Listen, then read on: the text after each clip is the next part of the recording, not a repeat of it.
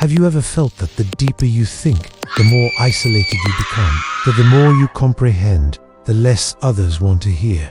This isn't just in your mind. Society has always been wary of deep thinkers, not because they're mistaken, but because they perceive what others prefer to ignore. History confirms this. From Socrates to Nietzsche, from Galileo to Tesla, brilliant minds have been mocked, silenced, or overlooked, not for lacking intelligence, but for making people uneasy. Schopenhauer, one of the most brutally honest philosophers, believed intelligence was a curse, isolating those who see the world too clearly. Why does this occur? Why does society push back against those who think differently? The answer lies deep in human psychology. Consider this. When you're next to someone physically strong, you don't necessarily feel weak, you admire their strength. When you meet someone wealthy, you might envy them, but you don't feel personally attacked. But when you encounter someone intellectually superior, something odd happens. Psychologists call this the mirror effect. A deep thinker doesn't just present new ideas, they reflect the limitations of those around them,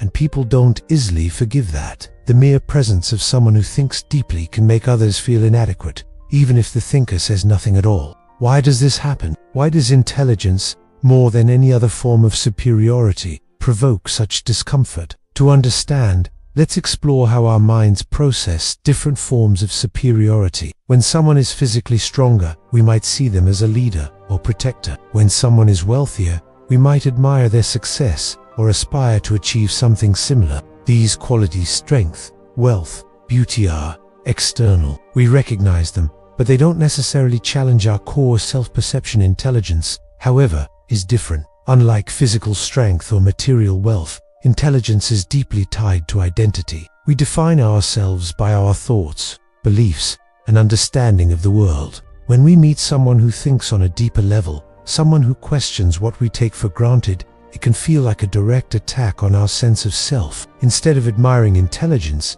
many people subconsciously resist it, not because the deep thinker is arrogant or dismissive, but because their presence forces others to confront their own limitations. This is why, throughout history, deep thinkers have been pushed to societies. Their insights don't just challenge ideas, they challenge egos, and humans, by nature, will do almost anything to protect their ego from discomfort. Reflect on your own experiences. Have you ever tried to share a deep or complex idea in casual conversation, only to be met with blank stares or awkward silence? Have you noticed how people quickly change topics when discussions move beyond surface-level chatter? This isn't just coincidence, it's a defense mechanism. When people encounter a deep thinker, their mind enters self-preservation mode. Instead of being curious, they resist. Instead of engaging, they dismiss. This is why intellectuals, philosophers, and visionaries often find themselves isolated, not because they want to be alone, but because society pushes them away. Interestingly, studies show that confidence is often valued more than intelligence in social settings. People are naturally drawn to those who project certainty, even if their ideas are shallow. This is why charismatic but simplistic thinkers gain more influence than deep thinkers who speak with nuance. History is full of examples. Populist leaders, motivational speakers, and viral influencers thrive by telling people what they want to hear rather than challenging them to think critically. Meanwhile, those who question widely accepted beliefs often struggle to find a broad audience. This is the paradox of intelligence. The more someone seeks truth, the more disconnected they become from the majority. The mirror effect doesn't just reflect society's limitations, it highlights why society resists change in the first place. But if intelligence is so threatening, is there scientific proof that people fear it? Modern neuroscience supports this. Studies show that when people feel intellectually inferior, their brain's amygdala, the region responsible for fear and threat detection, becomes highly active. In simple terms, deep thinking isn't just intimidating. It triggers a primal survival response, similar to what we feel when facing danger. Why does intelligence activate the same fear circuits as a physical threat? The answer lies in how human brains evolve. For most of human history, survival depended not on being the smartest person in the room, but on being accepted by the group. Our ancestors thrived in tribes where social harmony meant safety. Being rejected by the group could mean death, as isolation led to vulnerability. This is why human brains are wired for social acceptance over intellectual pursuit. When someone highly intelligent enters a social setting, they unknowingly disrupt the tribal balance. Their presence challenges existing ideas, social norms, and group dynamics. This triggers the brain's defense mechanism, as if facing a potential enemy rather than a deeper thinker. This explains why many deep thinkers feel isolated, not because they lack social skills, but because their intelligence makes them stand out in a world that values fitting in over standing out. A 2021 Stanford University study uncovered something even more shocking. The rejection of deep thinkers is context. When people interact with an intellectual one-on-one, they feel less threatened. But in group settings, the threat response spikes dramatically. Why? Because social status becomes more important in groups. People don't just react to intelligence itself, they react to how others perceive them in comparison. If someone feels outshined by a deep thinker, they instinctively try to undermine or exclude them to protect their social standing. This explains why deep thinkers often find genuine conversations in private settings, but struggle to engage in large social environments. Psychologists have identified several cognitive biases that further explain why intelligence is often met with resistance. The Dunning-Kruger effect.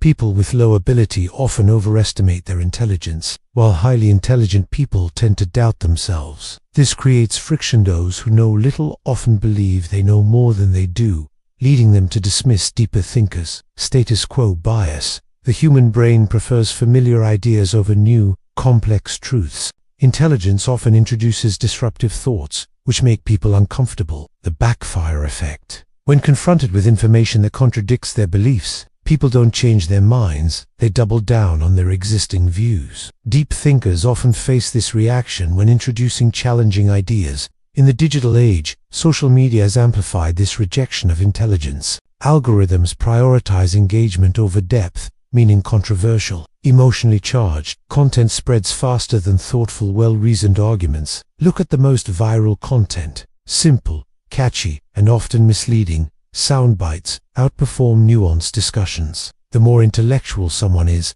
the harder it is for them to compress deep ideas into bite-sized, viral-friendly content.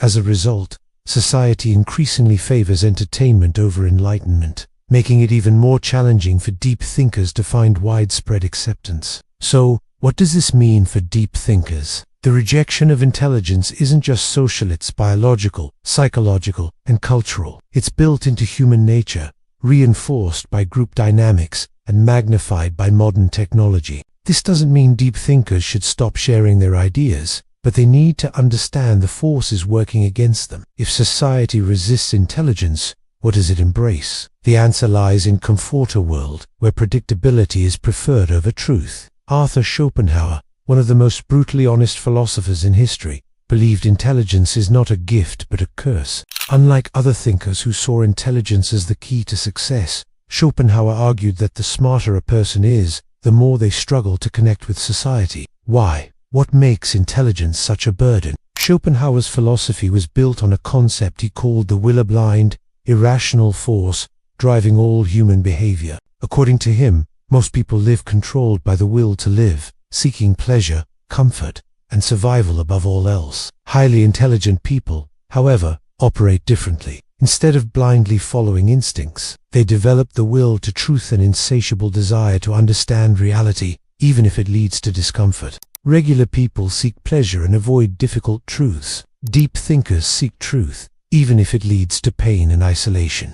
This creates a fundamental disconnect between intellectuals and the rest of society, where most people find meaning in relationships, entertainment, and routine pleasures. Deep thinkers often feel disillusioned with these, seeing them as distractions from deeper existential questions. Schopenhauer believed that the more a person understands human nature, the harder it is for them to relate to others. They see through lies and deception.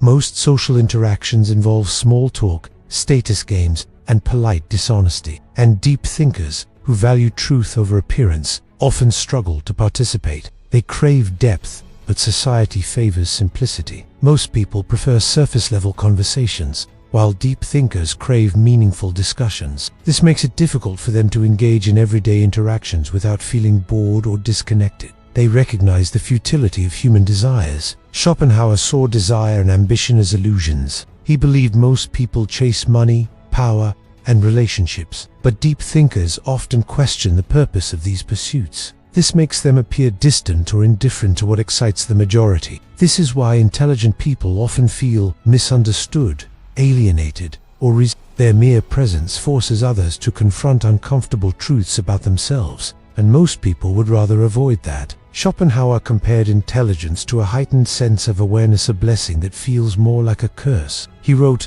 "A high degree of intellect tends to make a man His reasoning was simple. The more you understand, the less you can ignore. The more aware you are of the world's flaws, the harder it is to find happiness in it. The more you think deeply, the lonelier you become." For Schopenhauer, happiness and intelligence were inversely related. He believed ignorance, not wisdom, was the true key to happiness. This is why deep thinkers throughout history, Nietzsche, Pascal, Kafka, have often struggled with depression, existential crises, and social isolation. Schopenhauer didn't just diagnose the problem, he offered solutions. He believed that while intelligence leads to loneliness, there are ways for deep thinkers to cope. Embrace solitude. Schopenhauer saw solitude not as punishment, but as a privilege. He believed deep thinkers should use their alone time for intellectual and creative pursuits rather than seeking validation from society. Find like-minded individuals instead of trying to fit into mainstream society. Schopenhauer advised intelligent people to seek those who think like them, whether through books, philosophy, or exclusive intellectual circles. Engage with the world wisely. He warned against blindly sharing deep insights with people unprepared for them. Instead, he suggested thinkers observe society, learn its patterns, and choose their words carefully. His teachings serve as a guide for modern deep thinkers struggling with social rejection. While intelligence may lead to loneliness, it also grants freedom, wisdom, and a deeper understanding of life. Schopenhauer saw intelligence as a double-edged sword, a source of both power and pain. While it allows one to see reality more clearly, it also distances them from those who prefer illusion. In the end, Schopenhauer's philosophy confirms what we suspect. Society doesn't fear intelligence itself, it fears what intelligence reveals. Deep thinkers aren't rejected because they're wrong. They're rejected because they're right too soon. If you've ever felt alone in your thoughts, know this. You're not broken, you're simply seeing the world for what it is. But does this mean deep thinkers are doomed to isolation, or are there ways to navigate society while preserving intellectual depth? The truth is, society isn't built to embrace deep thinkers, it's built to maintain stability. Most people prefer comfort over truth. That's why shallow conversations, simple ideas, and repetitive content dominate social spaces. Why is comfort prioritized over intellectual depth? Why does society resist change, even when it leads to progress? The answer lies in how human psychology is wired, and how institutions shape our thinking from an early age. At its core, the human brain craves certainty and predictability. Evolution has programmed us to avoid mental discomfort or phenomena psychologists call cognitive ease. Cognitive ease. The brain prefers simple, familiar information because it requires less mental energy to process. When an idea is complicated, nuanced, or unfamiliar, the brain perceives it as difficult and potentially dangerous. System, justification, theory. This explains why people defend the status quo, even when it works against them. Instead of questioning authority or outdated beliefs, most prefer to rationalize them because change feels too uncertain. Groupthink. People would rather conform to widely accepted beliefs than risk social rejection by challenging them. This is why the majority tends to reject intellectual dissent, even when it's based on truth. This deep psychological preference for comfort over complexity is why intellectuals, philosophers, and scientists often struggle to gain mass acceptance, especially during their lifetimes. Look at today's digital world. Who gets the most attention on social media? Not intellectuals, but those who reduce complex ideas into viral feel-good, thought-provoking discussions struggle to gain traction because depth takes time, while viral content is instant, emotional, and easy to digest. Algorithms reward engagement, and nothing engages people more than controversy, outrage, or humor, all of which often sideline rationale. Intellectual discourse. Echo chambers develop, where people are exposed only to information reinforcing their existing beliefs, making them resistant to new perspectives. In this environment, deep thinkers who challenge the mainstream narrative often find themselves ignored, misunderstood, or attacked. This rejection of deep thinking doesn't just happen online, It begins in the institutions that shape our minds, schools and workplaces. Education system. Schools claim to value intelligence, but in reality, they reward obedience over independent thought. Students who memorize and regurgitate information succeed, while those who question or challenge authority are often labeled troublemakers. Workplaces. The corporate world doesn't favor the most intelligent or innovative employees. It favors those who fit the culture and maintain the existing power structure. Politics.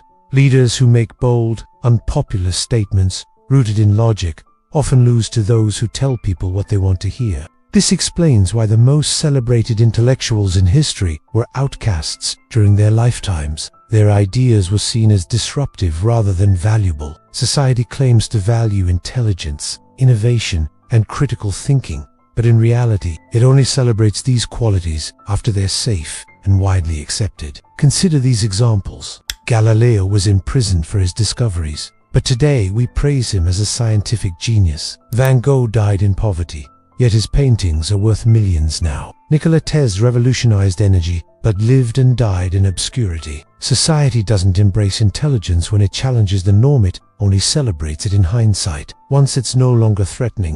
So, if deep thinkers struggle to be accepted, what can they do? If you've ever felt misunderstood for thinking deeply, you're in good company. Throughout history, some of the most brilliant minds weren't celebrated during their lifetimes. They were ridiculed, persecuted, or ignored. Their ideas were seen as dangerous, disruptive, or too difficult for society to accept at the time. These thinkers had one thing in common.